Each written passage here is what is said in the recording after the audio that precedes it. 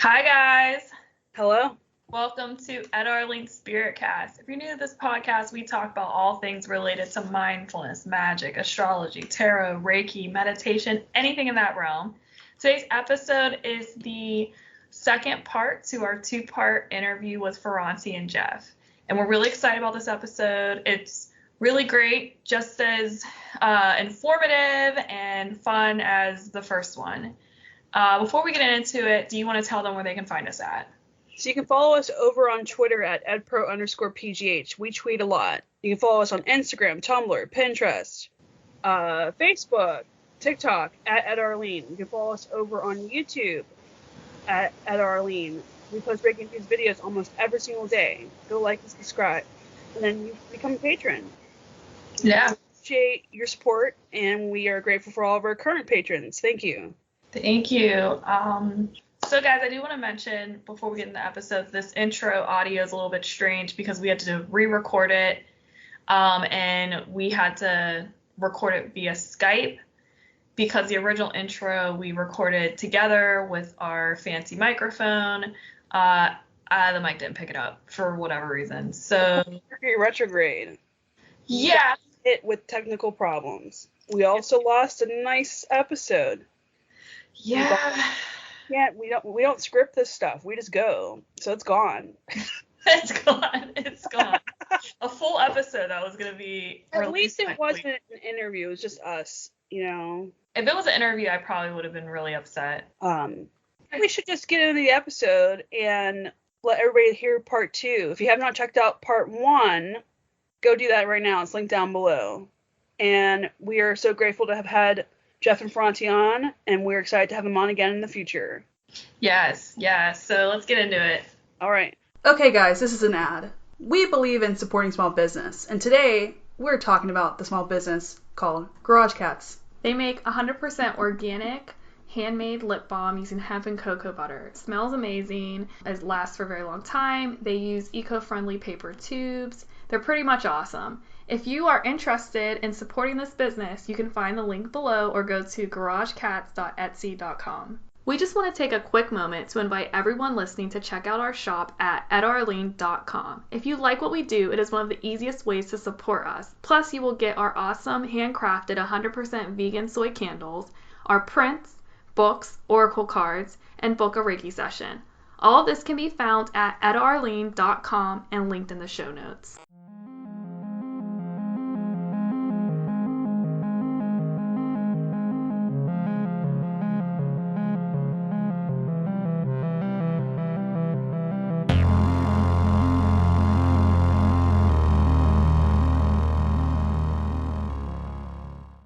Gonna ask you about the seance next. Like your seance experience. Yeah, so a lot of times the average person doesn't have a chance to experience a seance, right? Because it's very hard, and this was an organized, and they don't do them anymore like this style, but they had. They bring out. You guys know what trumpets are? No. So there's a thing in a lot of spiritual rapping called trumpets, and basically they're large metal, just large aluminum cones. Okay. That vibration and energy can pick up easily to make noise. So a lot of times they'll have bells, and so when you go into these, a lot of times it's more. You'll have all the things that make it easy for the spirits to communicate, right? And it's the same concept as a Ouija board, right? And so, but again, it's one of those things when you go and you experience it, right? And you truly experience it, you can absolutely undeniably know that is real. Know that spirit is real. Know that spirit can move and touch things around the rooms and absolutely is here with us, around us at all times. Yeah. Oh, I like that a lot because I feel like we generate it's not real, really hard opinions about things without having experienced it. So it's kind of like maybe just try it and see what happens versus seances are not going to work, or mediums don't know what they're talking about. You know what I mean? Or they're selling snake oil, and I think that part of that is accepting again that. Again, not to talk about the big P word, but we just went through a very big experience collectively as a group that was for a net new thing that we did not have abilities to deal with, right? that should be enough to tell you that, hey, maybe science doesn't know everything about every single thing, right? Even down to the fact that, like, humans only see in a certain range of colors. But we know that there are animals out there who can see millions of other colors that our brains can't even begin to imagine, right? So that doesn't make that reality any less real. It just makes it less accessible.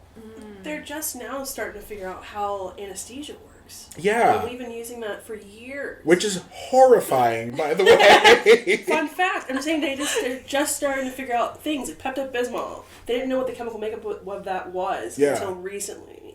And it's so we're doing all this stuff that we have no clue.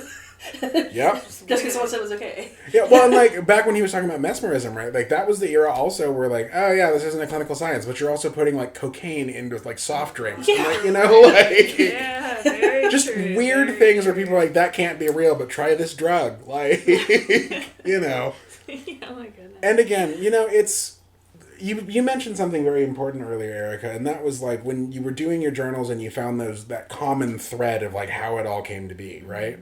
When you have those experiences, they're extremely powerful, but they are just as much personal. And so when you try to explain them to somebody, especially someone who doesn't have a similar belief system to cast that against, people just, well, I don't get it. Or they go, well, I tried it and it didn't work that way for me. Because again, we go to that thing where it's like, well, religion is supposed to be prescriptive. There must be one God and one way we do this. And, it's... So, you're never going to be able to find your spiritual self until you trial and error a few things, No, I agree with you totally.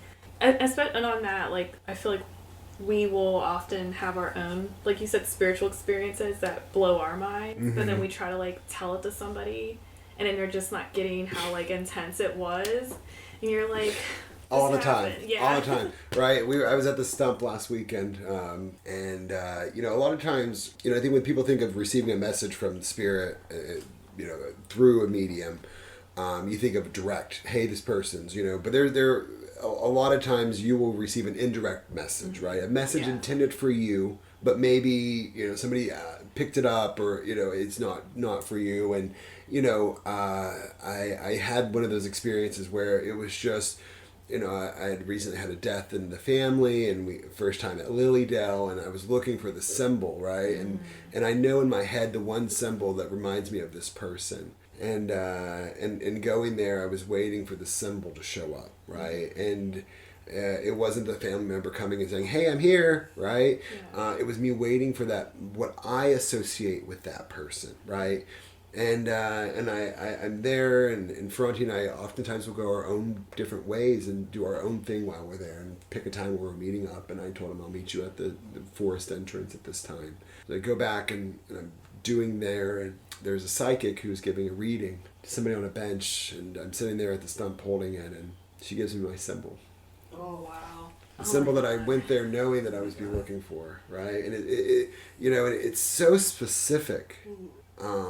That you just it's God, it's the universe, that it's just not of this, and so those are the moments where I come back and I'm like, you probably don't realize, but this was all I needed to hear, to know, that this is the occurrence, and spirit just every time I ever doubt it, it's just constantly being slapped in the face with, I'm true. Yeah.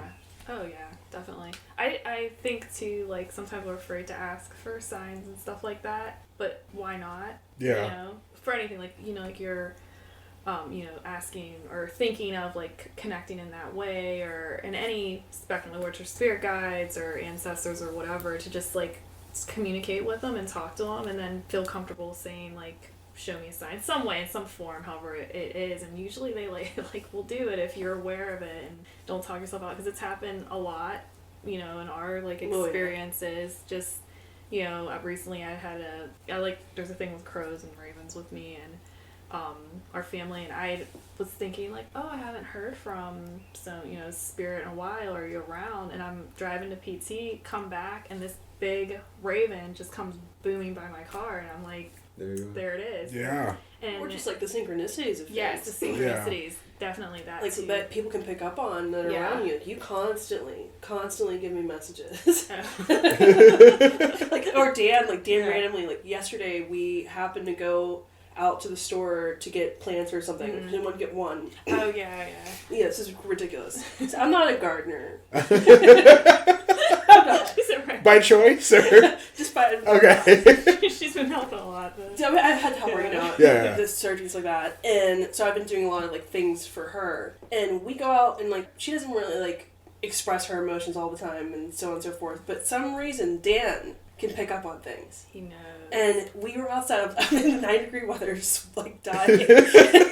And he sent us on Instagram. And it was like, when you're sad and you need, you want to get happy, get more plants. How was he going to know? That's exactly what we were doing. And that it was just so planting those flowers would make clear. Yeah. Like, he had no clue that was going to happen. And that happened. He's a trip, too. There's something about him. Dan is another friend of ours. He's been on the podcast. Oh, has he? Yeah, oh, okay. he's been on a couple of times. So he's definitely, like, a true blue, like, empath, for sure. And although he is like a big burly dude, he very much embraces. Am I allowed to curse on this? Yeah, whatever. Do no harm, take no shit. Yeah. That's Yeah, very much him. But he has a real talent for connecting with people emotionally. He does. I think he can pull the dark stuff out of people Yeah.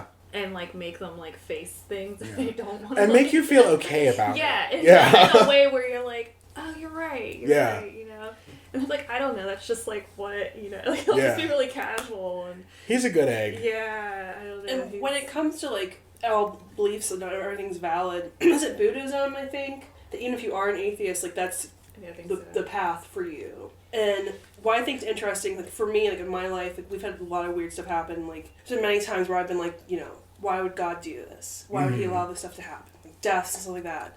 But then we're always brought back. I'm getting emotional, sorry. My first fiance died. Oh. So, like, there's certain symbols that will come through sometimes. Like, it's fine.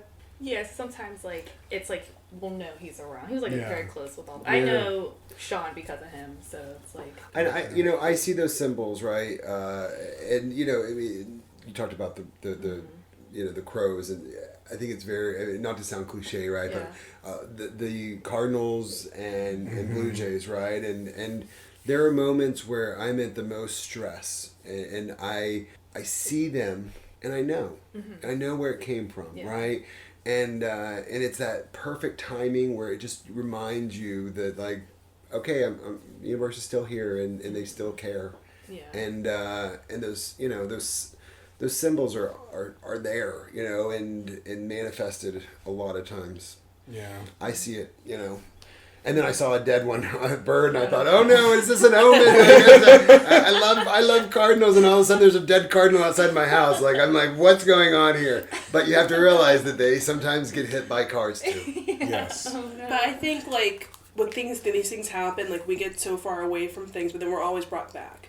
And then you see the magic of the universe and how interconnected everything is at the root of it. This is interesting, which is, like, what spirituality in general, like, our belief systems have helped, like, get through certain things that have occurred. It's a very important part. That's the thing. Religion exists for a reason, and that was to strengthen the community and bring it together, right, under a common belief system.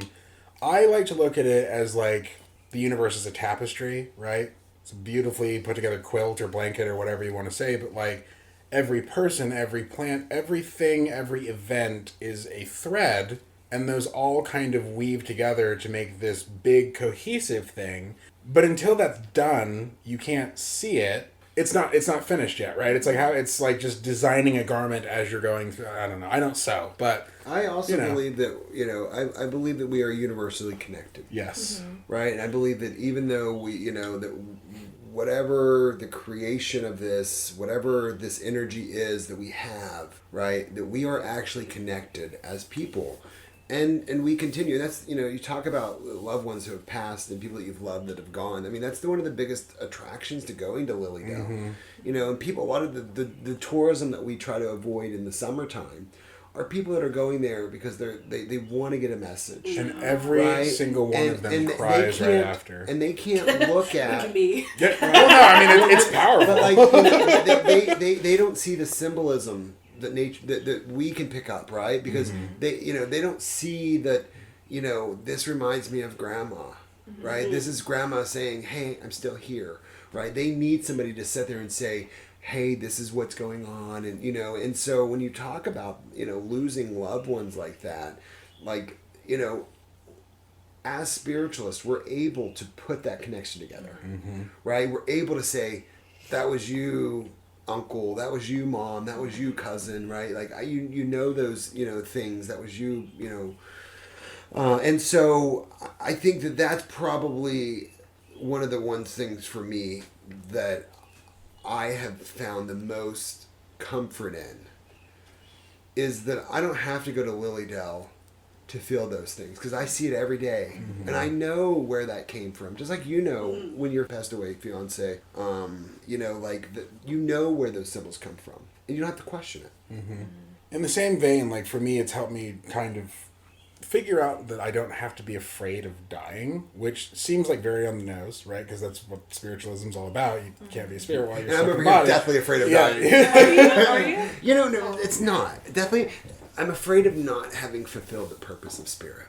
Okay, I feel that. I also, you know, all the negative things that happen, I often look like, this is me learning to grow. So to where whatever this energy goes to the next realm, like it's better prepared for those next things, right? But yeah, I mean, I don't find as much comfort as my husband does. I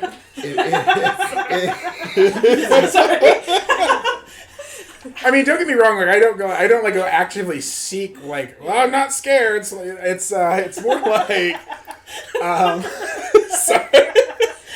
It's more like, so like my brain, right? We talked about how advanced the brain is, right? Your body, from top to bottom, you eat, you drink, you replenish, your cells die, they regenerate. So there's not very much of you, if any at all, at this point right now in your life that was originally there, right? Every 7 years, right? Yeah, and so everyone's like, oh, it's my body. But it's like, yeah, but your meat suit, right? Yeah. Ultimately, by the very nature of what it is transitory. It is never going to be the same. And so with that, you know, of course, the person inside also iterates as you go through life.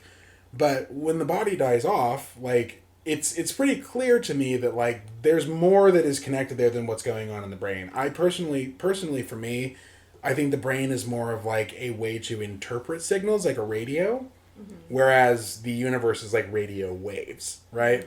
But it's a self-healing system that can adapt and change, and, you know, that's where our ego comes from and helps us to split into those pieces to let us have those challenges, you know?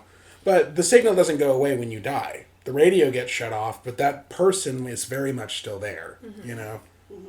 They just can come through in different ways. Now they're not stuck in a meat suit. Yeah. And truth be told, when we first moved to Pittsburgh, right before I went to see a psychic, and they told me a very interesting thing. I'll never forget it. They said, you're going to move to Pittsburgh and find the person that you're going to marry. Really? We moved together. So that would mean we were getting divorced, because I was going to move to Pittsburgh. It's a love story. And I found the person that I'm going to marry. He did not tell me this until after the fact. Yeah. And moving here and the spiritual journey, I realized that he is such a different person, and I am such a different person, that we moved here and I did find the person that I was going to marry. And that person is very different. And as spiritual, you know, people, we're different than what we were when we didn't have this. And, you know, we're able to look at those signs from the universe and say, thank you for that sign. Versus, you know, needing to go to somebody to have that given to us. Yeah. Which, Sorry, go ahead. There's no shame in, like, going to a third party, right? Like, it's all about the journey and going there. But, you know, it is helpful to be able to figure out your own station that you can pick up and understand, rather than having to travel to somebody else to do it for you. Because I feel like we all have the ability to do that to a certain extent. Like, we all have our clairs that we can you know, cultivate. So instead of remove that extra person and just go within and start trying to figure out what the way of communication is for you. Right.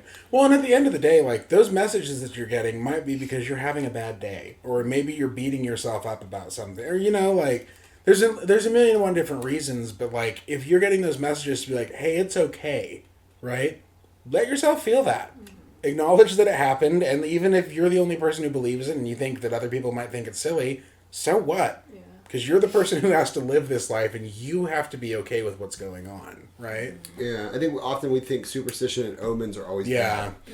That's a very Western thing, too. They're not, you know? Yeah.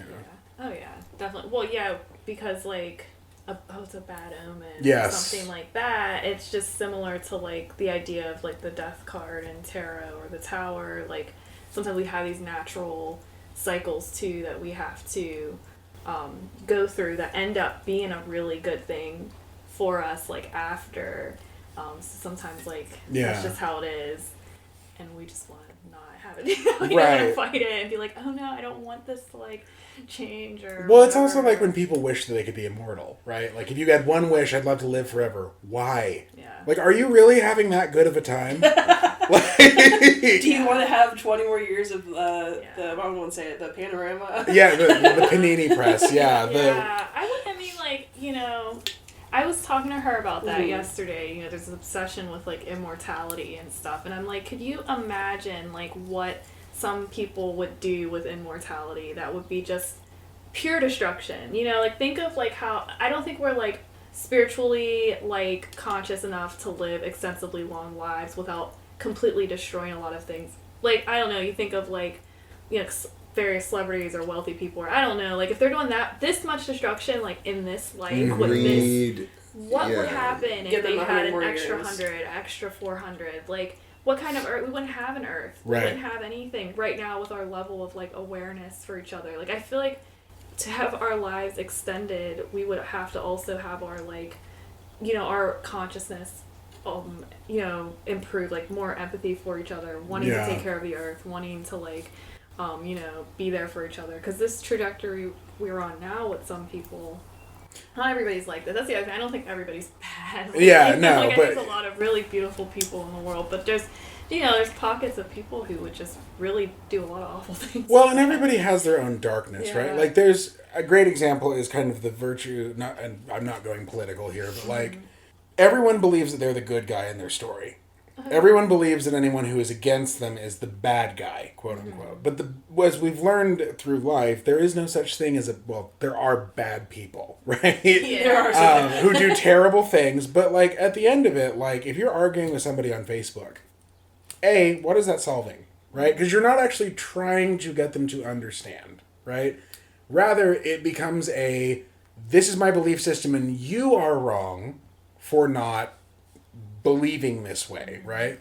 And so at the core of that is no different than, you know, a lot of the religions that drive people away from a belief or a desire to believe in anything. Because it becomes, well, I don't want to believe that way, so I'm just going to go do this thing. And then you get in an echo chamber and then you never get out. Yeah. Like, there's some very compelling arguments that atheists make, and I totally agree. At the same time, there are also a lot of things that are not explained whatsoever that you can't just hang your hat and say, science says it's this. Okay, well, what science and how does science explain, like, how people meet? Yeah, or even the Big Bang, or why you love somebody. To a certain extent. Like, you two met in Utah, right? Yeah. What got you to that point to get to Utah and meet him? Like, Right. something orchestrated all that to occur. Right.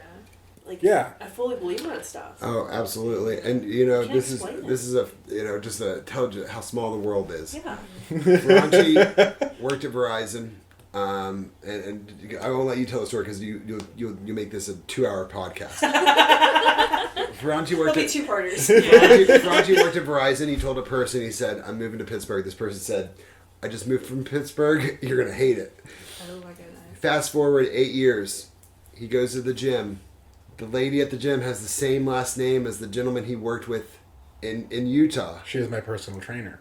And he says and it ends up being her brother. So he worked, you know, so 8 years later, you know, the person that told him you're going to hate moving to Pittsburgh is, you know, his sister's His sister happens to be the... Yeah. Wow. Really, really bizarre, strange stuff like that. I hope you don't mind me saying it, but, like, Jeff's family on the other side is, like, extremely involved. Really? Like... That's so cool. Yeah. You know, I can't go to Lilydale. I mean, I go there and they're, like... banging down the psychics are doors, like, yeah. Your Aunt Ruth said she misses you. I'm like, leave me alone, you know. But every time I go, I just always get a message. I mean, every service I go to, you know, I have to end up like, I will turn messages down so other people get messages. Yeah. Okay. Wow. Because it's just They're ready. Yeah. They know you're open to receive. Huh. Yeah. Your family overall, I would say, is pretty intuitive and empathic at a I was gonna baseline. ask Yeah. you if Yeah. your family, you have like. Oh, a his line of mom, that. absolutely. Wow. His mom is intuitive and empathic, It's like no both question. sides. Yeah. I don't know. I think my dad's side's more religious. Probably less on that. But, my mother doesn't often realize how empathic she is. It's Okay. wild. Wow. And then somebody who doesn't study it just thinks that they're smarter than the average Joe. Yeah. And she just thinks that she's a little bit smarter than everyone else. And she's just. But She- you can- so- but you she's can look ex- at it and say, Yeah. well, we know why. Yeah, she has an extremely precise judge of character at face value. It's been interesting, and again, it just there are some religions out there where talking about magic or anything that is not in the good book, quote unquote, is actively taught as being a bad thing, right? Doesn't matter what your intention is; it is a bad thing, right? And so there's some complexity. I hope you don't mind me saying so. There's some complexity in even bringing our religion. We keep our religion totally separate from our family, and that is not out of shame. It is. I mean, totally separate's a little bit. I mean, they all know about it. Yeah, they know we're spiritualists, but they don't know that I read tarot cards, right? Because that would be another layer that would, Because your family, that would be hard for them, right? I was actually shocked. When Mormon, when I came out as gay, that was not super popular. And so we've gone through it. And so my mom and I are pretty straight shooters with each other. So she saw our whole setup in our attic, the whole altar situation that I had going on. And, she was fine with it. She went to Lilydale. Okay. Oh, okay. She was open to it. Yes. She also felt the energy spiral as well. So there's a lot of, that's what I mean, with Mormons, how there's, a pre-wiring that's done.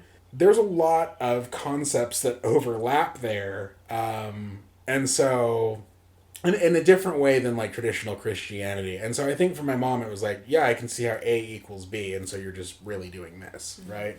And for me, my grandfather's mother was involved with black magic.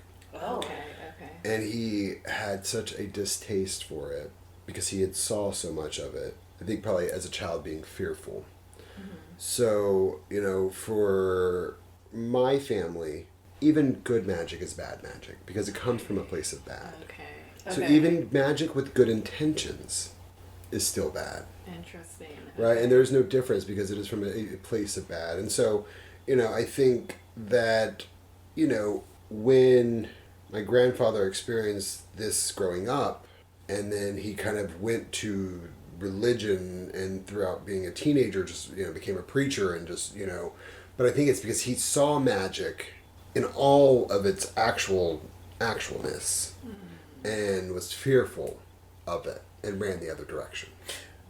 And so, those concepts do not go easily in my family. Anything that is outside of Christianity is really frowned upon. Okay. Period. And so that's my perspective from my family. So they're not okay. I mean, they know we go to Lilydale.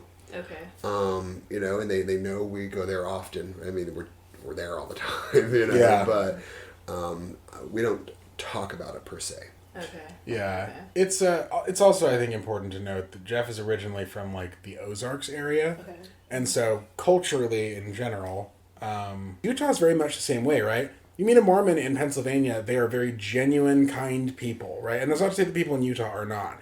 But the big difference is it is a culture there, right? Mm-hmm. And so even if you're not Mormon, you grow up operating in the way that you basically are. I didn't meet a Catholic until I was a grown adult, for example. Wow.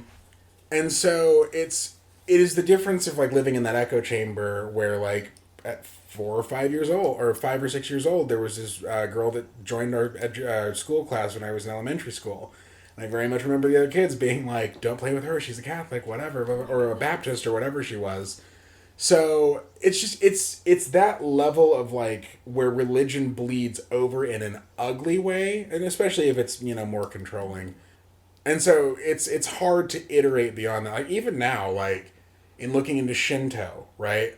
The concept of multiple gods is very normal in Eastern religions, right? In Western religions, it's like such a mental backflip to be like, okay, well these are gods, but they're not God, but they're gods, but it's different, but it's the same, right? Like it's very difficult to wrap my head around even now. Mm-hmm. That makes sense. Yeah. No, it does. Like, I think a lot of people have a hard time. Like, I don't like even if you're not like super religious, we still have like with the media and stuff, like heaven, hell, God, devil, that type of thing, and it's hard to like for us to wrap our heads around other types of spirits. So like Aztec spirits, for example. They shouldn't be treated the way we treat, like, say, I don't know, like Greek deities, because it's a little bit different. It's, it works differently than what we're used to. Even when we try, like, even calling them, like, gods per se, I believe isn't exactly accurate.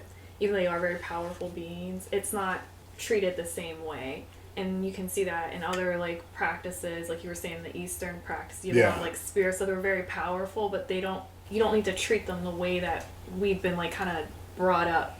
So, an omniscient creator. Yeah, like I'm saying, like obviously honor and everything, like great respect. I'm not saying like, oh, just whatever. Yeah. I'm saying that there's a different way that they function and they work within those spiritual practices. So it's not fair to just like superimpose all this stuff onto them. But it's hard whenever that's what you have, like, for that's what you this is what this God does. I have to be afraid of it, and I might go to hell, whatever that's your working model. Like the model there, and then but it's like a completely different belief system. It's like a different practice. And, you brought up how like Norse gods and whatnot and deities and that whole religion was a lot more polytheistic. But now if you look at, any telling that mentions any kind of like Norse background, Vikings on HBO, whatever, it is told through that lens of like, we're all going to go to Valhalla, which is really just the replacement word for heaven, right? And Odin is God, and then these are all the angels, but they're other God, right? So like, it becomes a telling of Christianity just using different characters, but that's actually not what it is. Isn't that all religions though? I mean, you look at it, I think oftentimes the difference for me is I think a lot of these religions, if you concentrate your effort and energy into anything, it creates its own energy. Like an so collectively as groups, the reason that Jesus Christ was divine was because a group of people actually believe in the divinity, right? And the same thing with Buddhism and Muhammad, right? Like, if enough people put their attention and focus and prayer, it actually creates its own deity. Human beings, as inheritors, conscious inheritors of consciousness, we have the unique ability to make things that are new. And so that can be new gods, that can be new music, right? Things that don't previously exist and cannot exist without human intervention. Plastic, right? There's all kinds of this stuff out there. And so it is, I think that there's a lot of credence to what you just said as far as, if enough people in the collective unconsciousness believe something, that reality can start to take shape. We see that a lot now. Yeah, what I thought of whenever you were saying that was like, because you brought up like the Norse mythology and stuff like that, and then a lot of like popular deities and spirits, or spirits that are gaining popularity now, they don't look like the ones that they were whenever back in ancient times. Like, we've kind of shifted how we even today interact with them and kind of changed the way they even are, just even with ones that are already established. So I mean, like, like Odin's an example of that. Odin was not as widespread initially. He was just for like the ruling class, lots of poets. Thor was the widespread, and he wasn't necessarily a war god, he was a fertility god. So we've like shifted like how we even interact with things that are already established. So are we making them into new ones? Like, I don't know. It's like interesting that or even like you brought that up. Thor with because he's a big burly redhead dude, right? But a lot of people would, after seeing anything the Marvels made, would just think, oh yeah, he looks like Chris Hemsworth, right? Like, very true. Like, even how we see them, that's so interesting. Yeah. Angels are another one. Yes. Like, how we engage with them, what they look like. Like, I know that during the Victorian era, they really set up how we perceive a lot of spirits, and that would include angels. Like, you think of Archangel Michael, he's like a white guy with a big sword, and in reality they don't look like that at all. They don't even have genders. And then like the Fae are another one that was done too. Like, they don't look like the little things with the, you know, in the old myths anyways, but now we see Tinkerbell. So it's like cool that you brought, I don't know, we're just constantly changing and morphing spirituality. It's wild too, like when you, angels specifically, like when you go back and you look into like the dominions of angels, or wait, dominions are a type of angel. Anyway, there's different types of angels. The physical descriptions of these beings are like kind of like eldritch terrifying. Like, lots of eyes. Yeah, like Muriel is one that I've been looking into recently, and it's, you know, she presides over harmony in nature, and like you can call her by holding a bouquet of flowers and facing south, right? But like the actual description of these beings is like, this is 6 hoops covered in eyes, like, or something crazy that's very hard to even imagine as a human.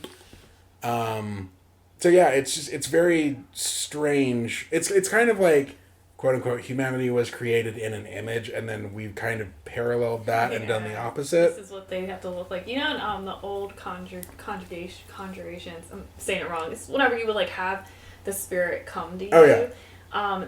One of the things they would have in it in a way that's pleasing, so to make sure they didn't come in that like form that would like scare the that makes sense. You know, people who do demons and stuff like that, like, they're gonna come kind of chill, but you have to ask. Yeah. Well, I think we could close up the episode. Yeah. If you guys are ready, and you guys have anything that you want to add? Just drop that on me.